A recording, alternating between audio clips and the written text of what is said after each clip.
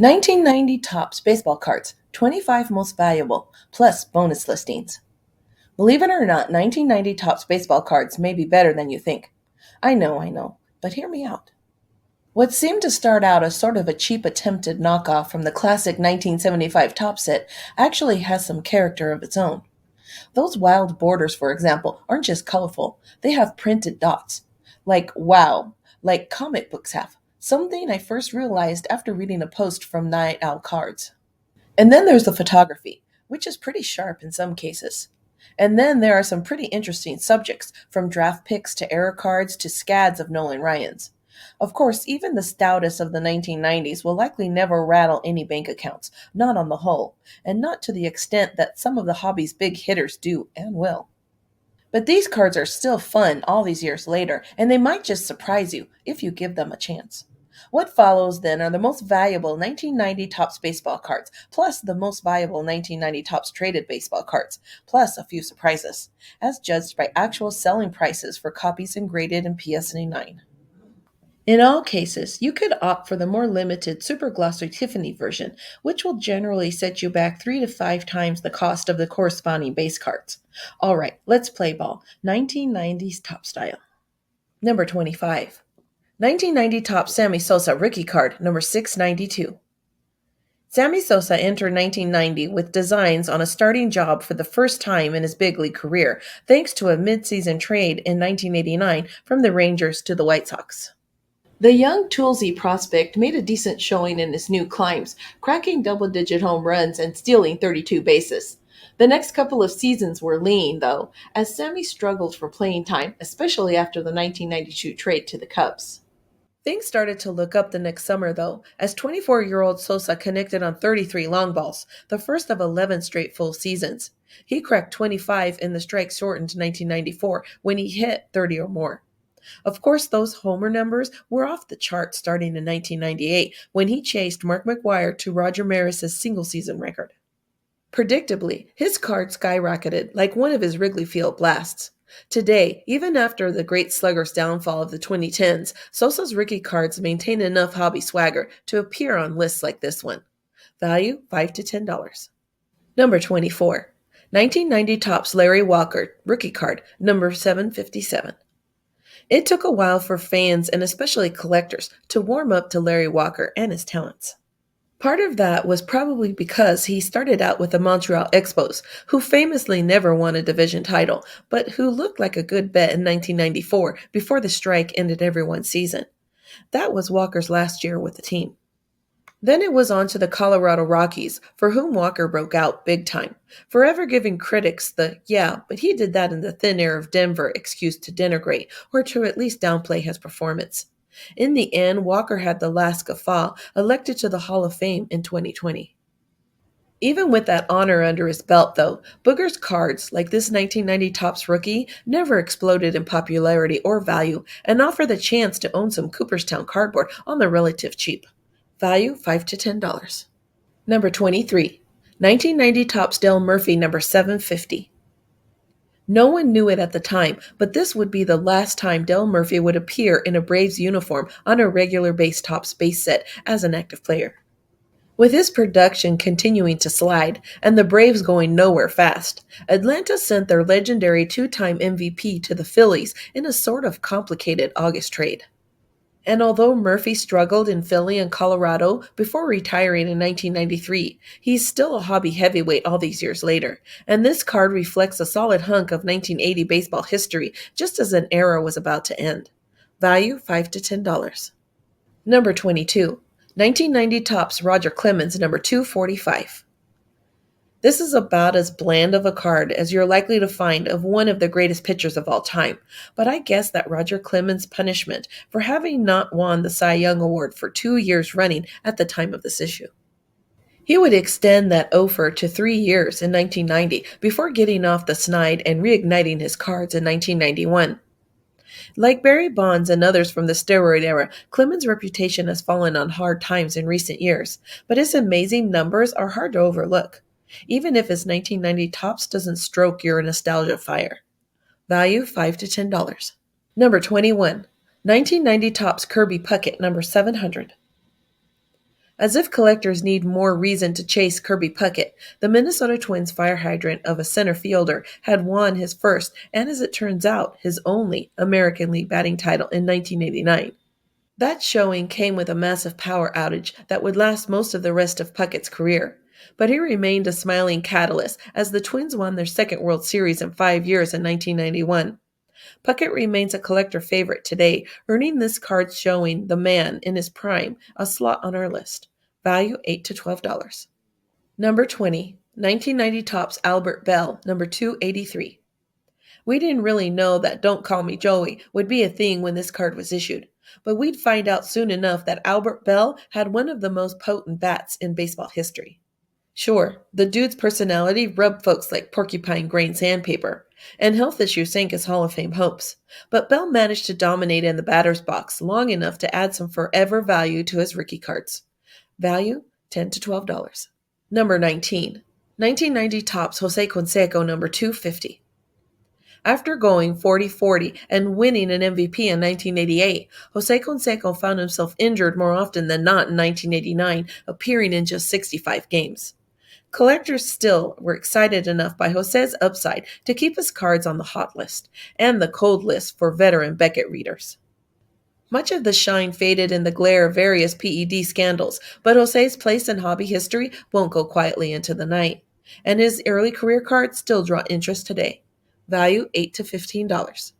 Number 18, 1990 Topps Rickey Henderson, number 450. This was Henderson's first Topps base card after he returned to the A's in a midseason trade with the Yankees. And while this might not inspire thoughts of grandeur, it's good to see the Man of Steel back where he began, and where he'd set a slew of records over the next several seasons. Value $10 to $15. Number 17, 1990 Topps Bo Jackson, number 300. In 1989, Bo Jackson reached career highs in games played, 135, home runs 32, and RBI 105, and he also stole 26 bases for the Kansas City Royals. That earned Bo his first and only All-Star appearance, and even some down-ballot MVP votes. Collectors were more eager than ever to own a piece of Bo's cardboard, making his 1990 Topps issue an exciting pull. And even after the gridiron injury that wrecked his promising future on both fields, Bo still generates plenty of hobby intrigue today. Value $10 to $15. Number 16, 1990 Topps Cal Ripken Jr., number 570. By the time this card was issued, Cal Ripken was starting to draw heavy flack for his slipping performance at the plate. After winning American League Rookie of the Year and MVP honors in 1982 and 1983, respectively, Ripken had managed just 21 home runs and a .257 batting average in 1989, even as his Orioles rebounded from laughingstock 54 and 107 in 1988 to contender 87 and 75 the next summer under second-year manager Frank Robinson. Things were about the same or worse for Iron Cal in 1990, and his critics put the blame firmly on the streak. The man needed to take off a day now and then, they said, and forget about chasing Lou Gehrig's record for consecutive games played. Well, Ripken was having none of it. Not only did he stay in the lineup, he went on to record maybe his greatest season in 1991, winning his second MVP award in the process and setting a dinner date with history for 1995. It all solidified Cal as an ironclad collector favorite, and we still love him today. Value $10 to $15. Number 15, 1990 Topps Don Mattingly, number 200. Mattingly was coming off a mild rebound year in 1989 after injury sapped his power, 18 home runs in 1988. And things got even worse in 1990 as the Yankee superstar was limited to just 102 appearances. As it turned out, 1989 would be the last summer where he topped 20 dingers, 23 actually. But fans and collectors still held out hope. Even now, decades after his retirement and years after he's fallen off the Hall of Fame ballot, Mattingly still carries plenty of weight in the hobby he helped build. Value $10 to $15. Number 14, 1990 Topps Barry Bonds, number 220. Entering 1990, Barry Bonds was still mostly potential, flashing consistent tools across the board but never completely wowing in any one area of the game. His greatness began to show in earnest that summer, though, and he led the Pirates to a division title and won his first National League MVP award. He also topped 30 home runs for the first time and joined his father, Bobby Bonds, in the 30-30 club by adding 52 steals. That performance was just the beginning, of course, and also the start of a climb of cards in the hobby. Today, his early career issues like this one remain popular, even if they lag behind what you'd expect for a guy who broke Hank Aaron's all-time home run record. Bond's card prices, it seems, like his Hall of Fame candidacy, are victims of his PED taint. Value $10 to $15. Number 13. 1990 Topps Tony Gwynn, number 730. Gwynn won a batting title in 1989, giving him 4 headings into his 30s and the new decade. He seemed on a sure path to Cooperstown, and it was always a good day as a collector when you pulled a Gwynn card, like this 1990 Topps batting shot. It was all sort of ho-hum greatness until Gwynn kicked things into gear in his mid-30s, winning 4 straight crowns from 1994 through 1997 and flirting with 400, especially in that first strike-shortened season. It amounted to hobby fire that still burns brightly today. Value $10 to $15. Number 12. 1990 Topps Bernie Williams rookie card, number 701. Stars don't come much more unassuming and steady than Bernie Williams, especially Yankee superstars. Though Bernie seldom truly wowed fans, he was always there at the end of the year with 20 to 30 home runs, 90 to 100 RBI, solid glove work in center, and overall another all-star level performance under his belt. At the end of his career, he was just a notch or two below Cooperstown levels, but still plenty decorated enough to make his rookie card a solid hobby star all these years later. Value $10 to $15. Number 11. 1990 Topps Deion Sanders, number 61. Neon Deion Sanders was a hobby phenom right from the start, thanks to his electric talent in both football and baseball.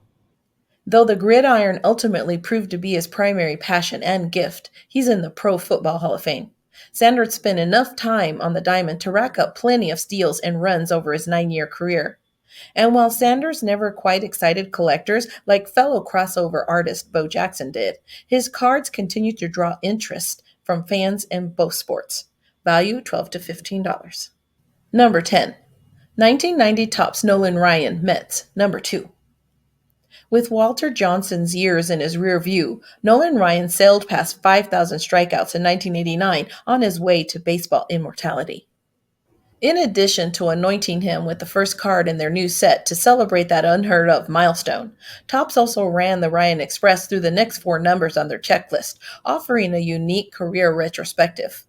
This one features a young Ryan with the New York Mets, where he made a first, brief, and wild stop. Value $10 to $20. Number 9. 1990 Topps Nolan Ryan, Angels, number 3.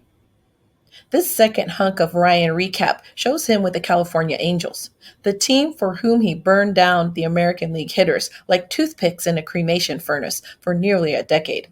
Value $10 to $20. Number 8. 1990 Topps Nolan Ryan Astros, number 4. Topps continued their Ryan celebration here by showing him with the Houston Astros, who had made the future Hall of Famer the first baseball player to earn $1 million+ when they signed him as a free agent prior to the 1980 season. Value $10 to $20. Number 7. 1990 Topps Nolan Ryan Rangers, number 5. Ryan found his final baseball home with the Texas Rangers in 1989, and Topps captured him with his new team on this card, fittingly showing him doffing his cap after recording his 5,000th strikeout. Value $10 to $20. Number 6. 1990 Topps Ryne Sandberg, number 210. Sandberg reached 30 home runs exactly for the first time in 1989 as he helped the Cubs win their second division title and first since 1984. That got his cards perking again after a bit of a lull during the in-between years. Rhino took his power game to a whole new level in 1990, though, leading the National League with 40 home runs and cementing cards like this base Topps issue as a pack winner that summer. Value $12 to $18. Number 5. 1990 Topps Rickey Henderson Record Breaker, number 7. It seemed like Rickey Henderson showed up on a record breaker card just about every year during the 1980s and 1990s. In this 1990 set, that record breaker card celebrated Rickey's 40th career leadoff home run late in 1989, which extended his own record. He had just surpassed Bobby Bonds' 35 that April. And in case you were wondering, Ricky wasn't quite done by the time he retired. He had 81 leadoff dingers, way in front of runners-up Alfonso Soriano, 54, and Craig Biggio, 53. Value $10 to $20. Number 4. 1990 Topps Frank Thomas rookie card, number 414. Frank Thomas was the first-round pick in 1989, but the average collector might have been forgiven for thinking that Topps had their sports mixed up when this card started popping out of wax packs in 1990. After all, the strapping young lad looked more like a linebacker than a first baseman, and we didn't have that sort of 24/7 access to baseball information and images back in the pre-internet days. Fast forward a year and a half, though, and Thomas was one of the best hitters in the game, well on his way to becoming the Big Hurt and ultimately a Cooperstown denizen. Not surprisingly, Thomas's 1991 breakout of 318, 32 home runs, 109 RBI, and 104 runs sent us all scrambling to find his 1990 rookie cards, and they've been hobby royalty ever since. Value $15 to $20. Number 3. 1990 Topps Greg Maddux, number 715. Maddux turned in his second big season for the Cubs in 1989 with his 19-12 2.95 ERA, helping the Northsiders to a division title. That performance garnered him his first Cy Young votes and also sent collectors searching for his 1987 rookie cards. Of course, it was just the beginning of a Hall of Fame run for Mad Dog, and within a few years, when he was stringing together Cy Youngs for the Braves, we were stockpiling all his cards, including this nifty color-coordinated Cubbies deal. Value $15 to $20. Number 2. 1990 Topps Nolan Ryan, number 1. That 5,000 strikeout that Ryan recorded in 1989 did wonders for his hobby profile, beginning right at the front of the 1990 Topps set. It wasn't often that a base card of an individual player landed at card number 1 back in those days, but Ryan was entering bona fide legend territory, and the following years would only solidify that standing and boost his card values across the board. Value $15 to $25. Number 1. 1990 Topps Ken Griffey Jr., number 336. Even though Griffey finished just third in the 1989 American League Rookie of the Year balloting, those 16 home runs and 16 stolen bases he put up, along with the stellar defense and center, had us all believing that something special was about to happen in Seattle. That zeal spilled over into the hobby, where we made Junior one of the most popular players in cardboard right off the bat, and his 1990 Topps card has become something of a junk wax classic that still delights after all these years. Value $20 to $25. Wait, honorable mention is next. The following cards either didn't quite measure up to the biggies on our list, or they're oddball cases that you just don't see that often. In any case, they help to make the 1990 Topps set what it is, and they deserve some of our cardboard love too. Number 6. 1990 Topps DELINO DeSHIELDS, rookie card, number 224. Like Marcus Griffey, DELINO DeSHIELDS was one of a new crop of Expos prospects who promised to bring diamond success to Montreal in the 1990s. And also like Grissom, DeShields managed to put together a fine career that left him short of the Hall of Fame, but still popular enough among old-time collectors to keep his rookie cards out of the common spin. Value $0 to $10.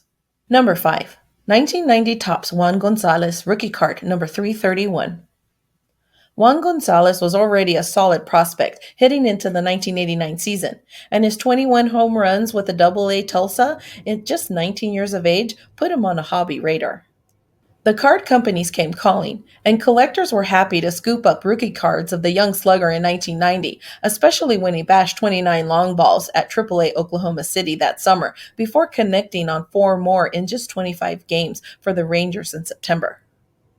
An additional 420-plus Major League Baseball taters followed, along with a couple of MVP awards and plenty of other accolades. And even though Juan Gon will never make the Hall of Fame, he'll also never completely lose his collector base.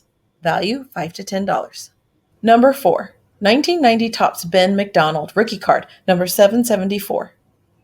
There was no bigger rookie heading into the 1990 season than Ben McDonald. After all, the Orioles had selected the big right-hander with the first overall pick in the 1989 draft, then brought him up after just 2 games in the minors. McDonald logged 10 more minor league appearances in 1990 before going 5-8 with a stingy 2.43 ERA with the big club to finish third in the American League Rookie of the Year balloting. Naturally, his rookie cards were hot tamales. The next few years saw McDonald settle in as a solid but not spectacular rotation piece who never quite lived up to his next Roger Clemens billing. Then at age 29, a blown rotator cuff ended his career. Even today, though, there is still some mystique to all those McDonald's rookie cards that once sat near the top of the hobby mountain. Value $5 to $10. Number 3. 1990 Topps Marcus Grissom, rookie card, number 714. Marcus Grissom was one of what seemed like an endless string of Expos prospects in the 1980s and 90s. By the time collectors started pulling his rookie card, enough of those guys like Tim Raines and Andre Dawson, etc., had made good, and we were pretty sure Grissom would live up to his advanced billing. All told, the Sparkplug center fielder pretty much held up his end of the bargain, playing for 17 years and accumulating 2,251 hits, 227 home runs, 967 RBI, 429 stolen bases, and 1,187 runs scored. For all that, Grissom fell short of Cooperstown standards, but his rookie card is still nothing to sneeze at. Value $5 to $10. Number 2. 1990 Topps Frank Thomas Partial Blackness, number 414. This cards, and others like it, are what make it seem like the whole blackness or NNOF phenomenon might just be a printing problem and not actually a design/release error. Yeah, that might be a fine distinction, but I'm making it anyway. In this case, it's just a couple of hunks of black links surrounding the box name and not the name itself that's missing. This one is scarce enough that picks are tough to come by, though PSA has a few on their auction prices realized tool for this set. Value $1,000 to $2,000. Number 1. 1990 Topps Frank Thomas, no name on front, number 414. Topps cards were relatively error-free through the 1980s, so it's a bit surprising in retrospect that they uncorked such a doozy to lead off the new decade. But hey, if you're going to spray out an iconic error card that might actually just be a printing flaw, what better way than to target a Hall of Famer? Frank Thomas is no John Littlefield after all. Over the years, since this card was issued, NNOF has become a one-name wonder that lets collectors know right away what you're talking about. Sort of like an Uribe these days, but with chops to back it up.